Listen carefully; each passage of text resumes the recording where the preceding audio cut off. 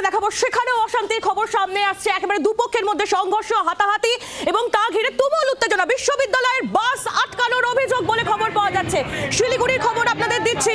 বিশ্ববিদ্যালয়ের বাস আটকানো হয়েছে এমনই অভিযোগ উঠে আসছে শিলিগুড়িতেও ছাত্র ধর্মঘট ঘিরে অশান্তি। অভিযোগ ডিএসওর বিরুদ্ধে রীতিমতো উত্তেজনা শিলিগুড়িতে। তৃণমূল ছাত্র পরিষদের সঙ্গে হাতাহাতি, সেই ছবি আপনারা দেখতে পাচ্ছেন এই মুহূর্তে।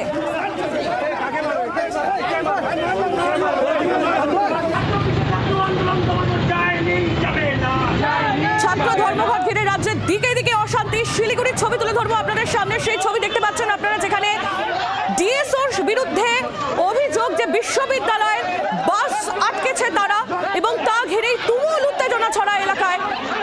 তৃণমূল ছাত্র পরিষদের সঙ্গে রীতিমতো হাতাহাতি।